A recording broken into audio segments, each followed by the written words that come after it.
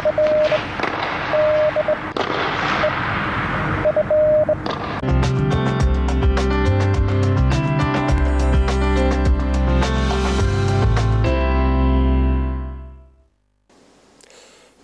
cijenjeni gledatelji, danas je s nama jedan od najperspektivnijih mladih sportaša u Hrvatskoj, mladi Hrvač Dominik Ettlinger.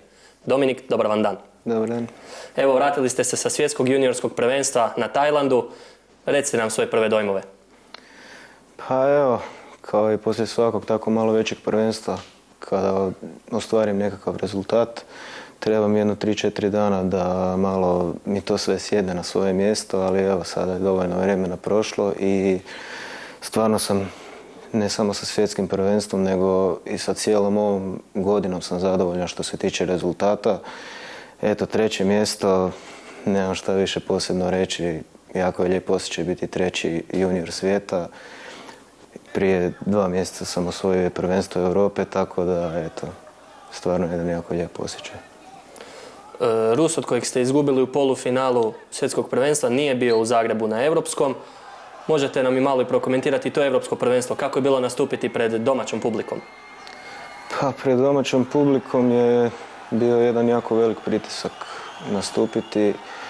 Pošto mi je ovo bila zadnja godina kao junioru, sve su oči jednostavno bile uprte u mene i od mene se je stvarno očekivao najveći rezultat tamo. Ali eto, probao sam što manje misliti o tome svemu. Rekao sam sam sebi da jednostavno samo moram dati sve od sebe i da će rezultat doći i evo, to se i dogodilo. A što se Rusa tiče, da, Rus nije nastupio na Europskom prvenstvu u Zagrebu jer Rusi jednostavno imaju toliku bazu Hrvača da si oni mogu priuštiti da jednu ekipu pošalju na Europsko prvenstvo dok drugu spremaju za svjetsko prvenstvo. Jer oni smatraju svjetsko prvenstvo puno bitnim prvenstvom, što i je.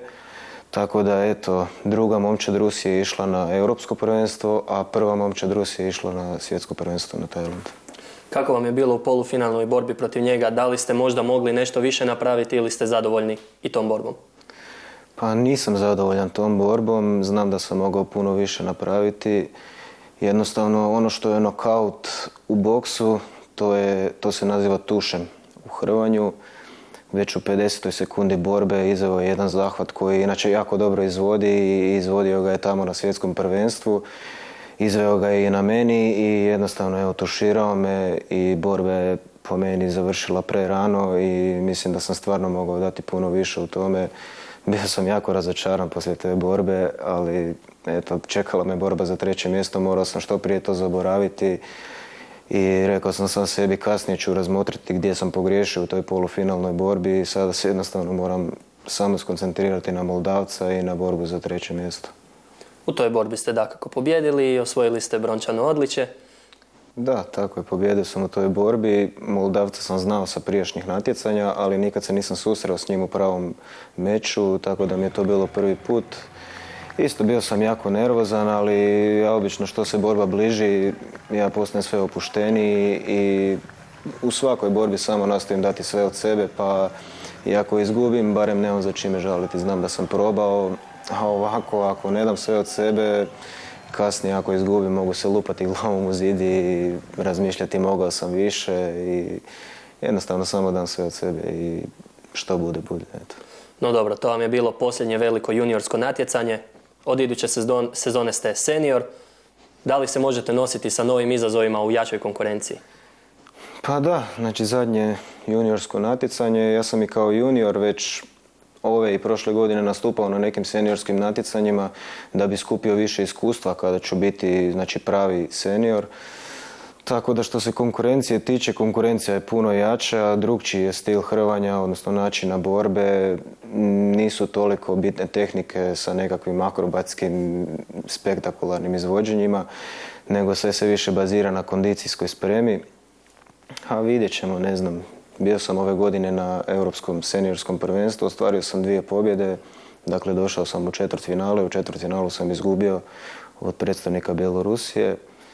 A ja se nadam da uz trening, uz sve to, uz odricanje kao što sam i do sada radio, da će i seniorski rezultat vrlo brzo doći. Nadam se što prije, kroz godinu, 2, 3, nema veze. Nastupili ste i na olimpijskim kvalifikacijama za nastup u Londonu. Da, tako je, nastupio sam, to je bio 5. mjesec i bio sam u Kini. Tamo sam izgubio domaćeg predstavnika Kine u 3 runde, bila je jako gusta borba, ali eto, već sam prvo kolo izgubio, ispao i to mi je bila jedina šansa za odlazak na olimpijske igre koju nisam iskoristio, ali eto, nisam bio toliko opterećen, glavna preokupacija mi je bila to europsko prvenstvo koje se održavalo u Zagrebu, tako da vrlo brzo sam prešao preko toga i nastavio svoj put. No dobro, to vam je bilo natjecanje u kojem ste mogli skupiti iskustvo, ipak je Rio vaš olimpijski ciklus. Pa da, tako sam i ja to gledao, znači kao na još jedno iskustvo, da bi se što bolje pripremio za Rio, da već od sljedeće godine znam šta me čeka i eto, to je to. Na olimpijskim igrama u Londonu nastupili su braća Žugaj. Tako je, nastupili su braća Žugaj i to je prvi put od postanka Hrvatske da su se 2 Hrvata kvalificirala, znači da nisu otišli na olimpijske igre sa wild card pozivnicom. Neven Žugaj se je kvalificirao na svjetskom prvenstvu kao 3. plasirani, a Nenad Žugaj se je kvalificirao upravo na kvalifikacijskom turniru u Kini na kojem sam bio i ja. Tako da što se nastupa tiče, eto, nisu imali sreće. Jednostavno Neven je pobijedio prvu borbu predstavnika Egipta, kasnije izgubio od kasnije 3. plasiranog Azerbejdžanca.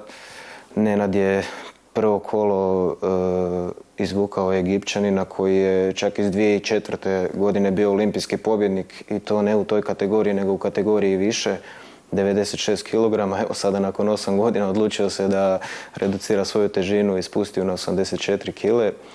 Izgubio je jako gusto u 3 runde, pošto je Egipćan došao u finale. Nenad je imao priliku boriti se u repasažu, tamo se prvu borbu odmah borio sa Francuzom s kojim se jako dobro zna i često se susretao s njim. I u zadnja 2 meča, znači prije tog meča u Londonu, Nenad je bio uspješniji od njega, dakle pobjedio ga je, ali evo, jednostavno ovaj puta nije išlo, ali eto, nadamo se da će raditi olimpijski ciklus za Rio de Janeiro, pa ćemo vidjeti da li će uspjeti. Da li ih možda smatrate kao uzorima? Pa u jednu ruku da. Dakle, stariji su od mene, može se dosta toga naučiti od njih i može u jednu ruku mogu ih nazvati uzorima. Da. Dobro, znači pred vama je sada Hrvačka liga, Hrvatska. Možete nam prokomentirati malo to natjecanje?